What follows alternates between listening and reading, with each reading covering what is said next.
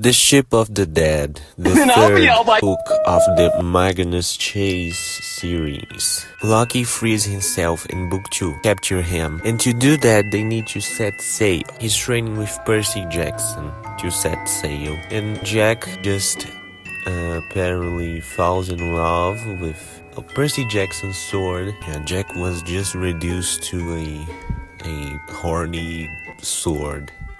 Good beginning for the book. You should always do that. Alex strolled alongside, back in human form, though he still had a few flamingo feathers stuck in his hair. And you have to flaunt the weird, my friends. Alex is definitely one of the only interesting characters of this book. They gathered the crew and set sail. Now TJ, Mallory, and the berserker guy there sailing, they get captured by Aegir, and to not be in a pinch, they say that Loki completely destroyed them with his sick bars, and for some reason Magnus says that he has to defeat Loki in a Flyting. You know, usual bluff, you're in a pinch, you have to get out. But for some reason, this is like the objective of the book. That is like the most unorganic thing I've ever seen in my life. This is literally because book has to happen. He didn't make an oath, he didn't say nothing. It is just now you have to defeat Loki in a Flyting. Quote, even though I didn't quite understand what it meant, I will fight the heck out of him. Unquote. Up to a good start this book has. Wyrd saves them, a god with apparently a foot fetish, and even that isn't enough, because they have to send Blitz and Hearth to get the Kvasir's mead, which is just a MacGuffin, and Hrungnir's duel. They have to make a Play-Doh warrior to defeat him, and defeat this giant too. Alex is a good modular, and he or she or them, I don't know, I don't remember if she is a woman or a man. By the way, she is gender fluid. She makes her Play-Doh warrior. It's Pottery barn. Quote, the Chadat, you would know what I'm doing if you'd taken the Pottery 101 in Valhalla with me like I asked you. Unquote. You know, Alex is my favorite character because she's very, very hostile to Magnus, and everyone who is hostile to Magnus is my homie. And now for the one actually funny phrase of Riordan book. Quote, fighting water horses. Fighting water horses was written in emojis.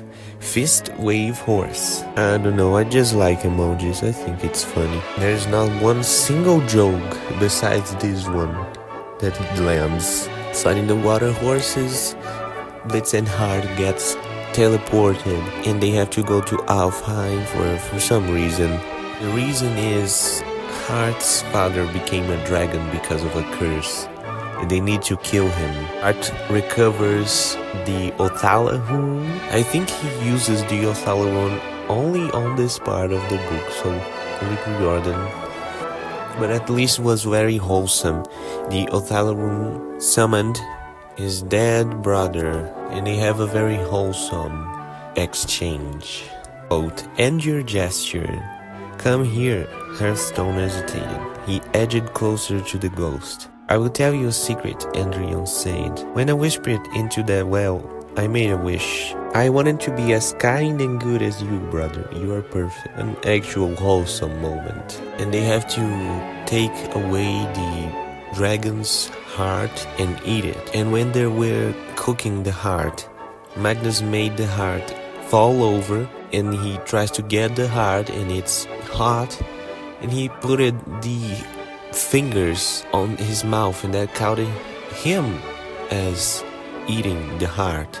And it was warned that somehow it could be very bad, but it buffs Magnus. Now he has the ability to hear what animals are saying, which should have been a ability from the get-go, and this whole part of the book was pretty much just redundant. And they apparently say something about Wyrd, like it was a concept that you should be familiar with already. And like, what place has this on the thing there's already all about fate, and you have to put fate too? Like, oh my god. And now it's the best third book character, Mallory Keen. You know, those books would have been better if she appeared in... if she was the protagonist, yeah. Magnus could be forgotten, like she was. To quote the magnificent Mallory Keen, "Point is, Magnus," she said, "I wouldn't put my faith in any magic weapon, knife or otherwise, to solve our problems. Whether it's Kvasir's mead or this whetstone that's supposed to get us the mead. In the end, all that counts is us." Unquote. Anyone who is not complacent or oblivious to Magnus' incompetence is more intelligent than everyone in the book. Now they seek Kvasir's mead, and Frigg appears and says that Mallory is her daughter. And Frigg was there when Mallory died, so Mallory is understandably pretty pissed off. Quote, "Mallory, she didn't like it. So, Ma, do you fail all your children spectacularly? Is that a thing with you?" Unquote. You see, bro, an actual personality in this book. It's crazy. Or quote again, "You're saying I'm like my ma because I'll hook with anybody to get power." Yeah, the gods are very useless. In this train that they find Frigg, Frigg says that they have to jump to the train, and the absolute genius that Magnus is, and he forgets that one of his friends flies, and he jumps. Unfortunately, he survives. They find where Kvasir's mead is, with the whetstone, and her with Mallory Keen makes all the guards kill themselves. They stumble upon a magical door that Jack can cut because he says that the door is very beautiful and it's magic. So much for the sword that cuts anything. To quote Magnus, "Me was my least favorite person to depend on," unquote. Reasonable enough. I mean, you almost done nothing these 3 books. The berserker guy who's Mallory's boyfriend learns that she's the daughter of Frigg. No wonder she's so... He waved his hand making signs that could have meant almost anything. Exasperating, fantastic, angry, food processor, unquote. Haha, so funny. I'm laughing. And sailing, they almost die to the cold, and Alex kisses Magnus. They get saved by Scotty, and he drinks the Kvasir's mead, Magnus, that is. And there's a thing that every time you say the name of Scotty's house, there's a sound cue that happens every time. Now that is on the end of the book. I guess Rick was just too lazy to write a full-blown battle between everyone and Loki, so he just made this diss track and MacGuffin chasing story. They reach the place where Loki is, and they prepare to fight. Magnus challenges Loki to a fight, and Loki just says, quote, "Loki lifts his face to the cold grey sky and laughed. Thanks anyway, Magnus Chase," he said, "but I think I'll just kill you."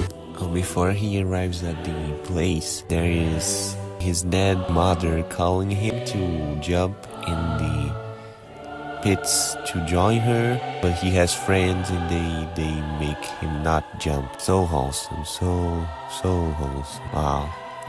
Development.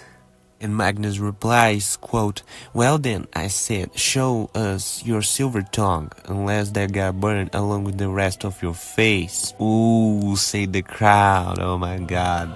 The Hitler versus Eminem fight is about to get down. Loki says, "Well, Magnus, look at you, flyting in the big leagues like a grow-up. Whatever you call an NEA can age, but is learning to be not quite so much of a whiny brat. If you weren't such a useless piece of fluff, I might be impressed." The word stung. I mean, the letters stung. They seemed to splash into my ear canals like acid, trickling down my Eustalchian tubes. and into my throat. I tried to reply, but Loki thrust his scared face into mine. Little son of Frigg, he said, walk into a battle he can't win with no clue, no plan, just a little meat in his stomach. Did you really think that you would compensate for a complete lack of skill? I suppose that it makes sense. You're so used to relying on your friends to do all your fighting. Now it's your turn. Sad, no talent user. Something you should understand, you dysfunctional little human. You say you choose your family. You say you've got a new group of brothers and sisters in Valhalla. Isn't that sweet? Stop lying to yourself. You're never free of your blood. You are just like your real family. As weak and love-besotted as Frey, as desperate and spineless as old Uncle Randolph, and as stupidly optimistic and dead as your mother. Poor kid, you've got the worst of both. Loki pulled off. Hey, your mom. I wonder how Magnus is going to win this. A little secret, Magnus. There's no good and evil. There's only capable and capable. I am capable. You are not. And now it's Magnus' turn. Loki, you asked who I am. I am part of this team. I am Magnus Chase from floor 19. Hotel Valhalla. I'm the son of Frey, son of Natalie, friend of Mallory, half-born TJ, Blitzen, Hearthstone, Samira, and Alex. This is my family. This is my Valhalla. I know they will always support me, which is why I'm standing here, triumphant, on your ship, surrounded by my family. And you...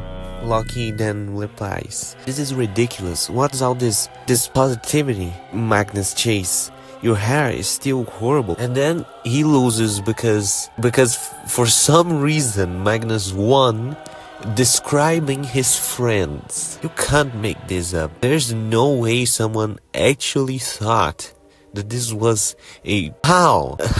It was never made to be an insecurity. Loki didn't care at all. And now he cares, and how? And by the way, flyting, they said that the flyting was to reduce you to a shadow of your past self. And it's literal. You will get physically smaller as you lose the battle. Like, what dumb thing? Why? My god, so bad. Magnus say, oh, you can have for yourself, Loki. I say, no matter what form you take, you're still you, alone, scorned, bitter, faithless. Your insides are hollow and desperate. You don't stand a chance to go on us, because you don't have an us, you're Loki, always alone. And two, Kvas's mead was a big part of this. So not even Magnus' merit it is. It is Kvas's mead talking.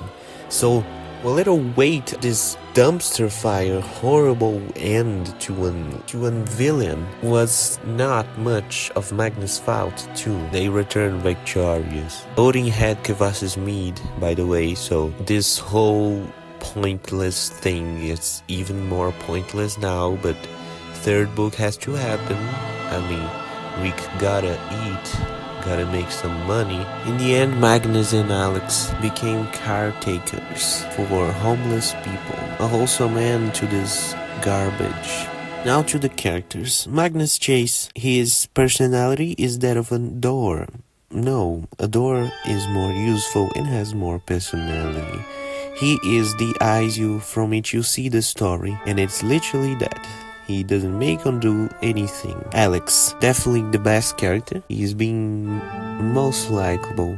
She's so cool. From her weapon to her attitude. I think has personality in her. And that's more than what you can expect from a Rick Riordan book. Samira Al-Abbas, completely redundant on this book.